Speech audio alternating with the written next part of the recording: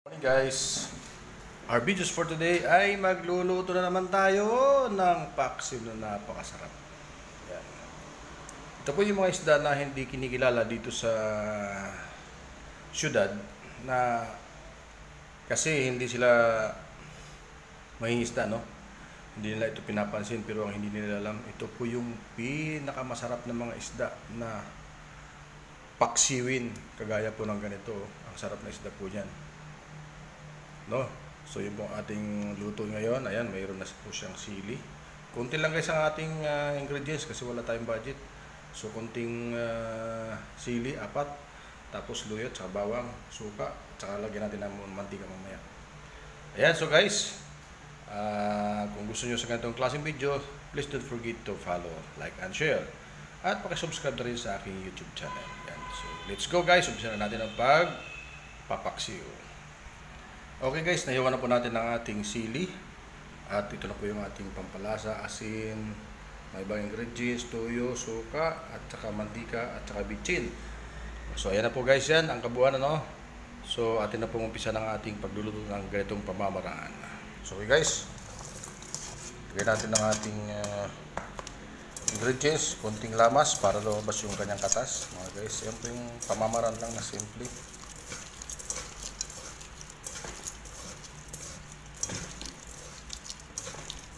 Yan, so ang ating gagawin guys, hahatiin lang natin yan. Kailangan siyang mayroong sapin para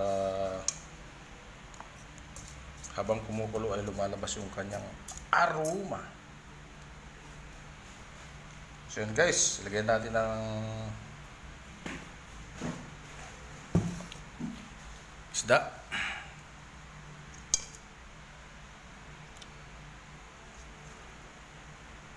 Yan, salit-sanin lang natin ng mabuti upang magkasya siya. Pero kasi naman to guys, kasi konti lang ito. 1 kilo, 1 kilong isda po yan na halagang 200 lang guys ang kilo. So makakain na tayo ng masarap na paksiw na galing sa dagat na isda.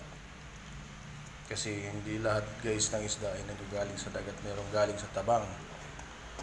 So okay, atin na pong ilalagay ang ating natitirang ingredients. Ayan.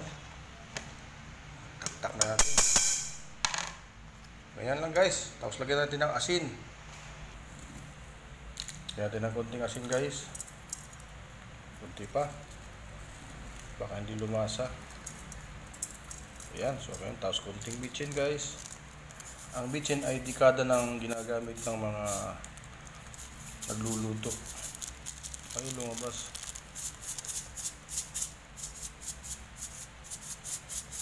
Maliit kasi ang butas guys. Okay, so ayan.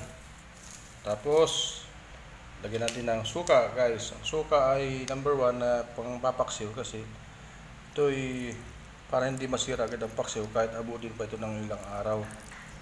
Mga 1 linggo guys, hindi ito mapapanis kung ang inyong gagamitin ay suka lang. Huwag na kayong maglagay ng tubig guys.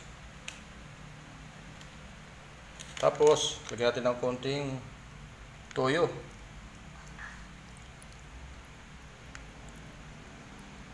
Kaya konting asin lang kasi may tuyo pa tayo, maalat din yung tuyo.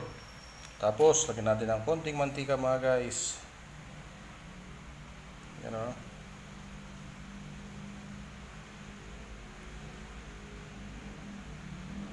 Tapos sasalang natin to ng mga 10 minutes lang guys, luto na to. So ganyan lang guys ang pagpaksiw ha. Ganyan lang kasimple. Okay, so ganyan guys, pati na pong iluluto yan. Kaya sana mayroon kayong natutunan kahit papano. Guys, nakasalang na po. Ayan o, so 10 minutes lang po yan naantayin, luto na yan. So sana mayroon kayong natutunan. Thank you for watching guys, and God bless. Bye bye.